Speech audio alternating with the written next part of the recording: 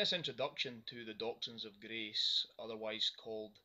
the 5 points of Calvinism, I simply want to inform you of the historical origin of these things. One of the common myths that I come across from time to time as a pastor with regards to the doctrines of grace or the 5 points of Calvinism is the myth that these things were actually written by John Calvin. But when you study the history of the church, you'll soon discover that in actual fact John Calvin was not the author of the 5 points of Calvinism, although there is no doubt that his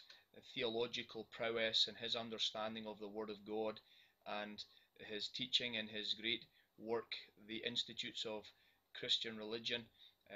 definitely influenced those who formulated the 5 points of Calvinism. It is important to understand that Calvin himself did not write these things down. The origin of the 5 points of Calvinism is to be found in a controversy that arose in the church in the Netherlands in the early 17th century. There was a seminary professor in Holland by the name of James Arminius. Now, he died in 1609, but his followers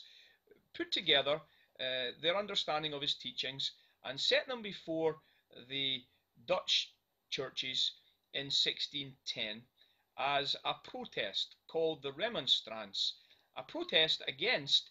the teachings of the Belgic Confession of Faith and the Heidelberg Catechism, two subordinate standards of doctrine that were actually the fruit of the Protestant Reformation in Europe. Now, as with any controversy in the Christian church, when doctrine is set forward that is regarded by others as not orthodox, there was much that had to be addressed with regards to these things. And consequently, in 1618, it was decided by the Dutch churches that they would put together a synod who would gather to examine and evaluate the teachings of the Arminians. And so in 1618, in the town of Dordrecht, there were many who gathered from all over Europe to discuss the issues of the Arminians' doctrinal assertions. These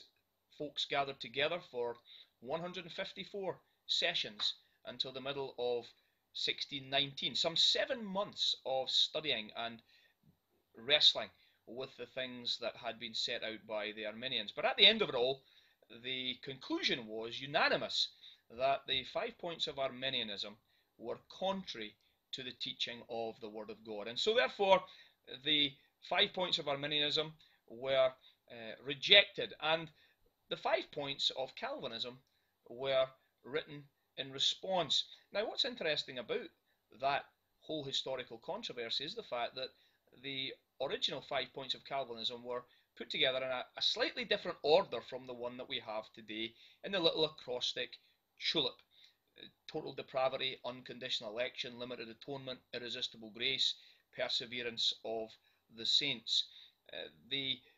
5 points of Calvinism originally responded to the various points, the 5 points of the Arminians. But in our little series that we're going to do together, I'm going to take up the doctrines of grace by using the acrostic tulip for the simple reason that that's the popular way that they're understood today. But it is important to recognize that whilst these things undoubtedly reflect the teachings of John Calvin, the teachings of the Protestant reformers, when we think of the 5 points of Calvinism, it's important to understand them in their historical context, understand something of their historical origin, that these things are a response to the teachings of Arminius and his followers. And so with that little historical backdrop in this introduction set out for you, I hope that as we move into our actual series on this study, that you'll benefit from it and that you'll come with a spirit of teachability, that you'll search the scriptures for yourself, that you'll assess for yourself the assertions of the doctrines of grace to see, like the Bereans had to see when they were listening to the teaching of Paul, whether or not these things were so and according to the scriptures. I trust that our series will be beneficial. I trust that you'll grow in your understanding of the Word of God, and I trust that the Lord will bless this little mini series on the doctrines of grace to you. And so until the next time, I'll sign off now, and I look forward to being with you soon as we enter into the actual study of the doctrines of grace together.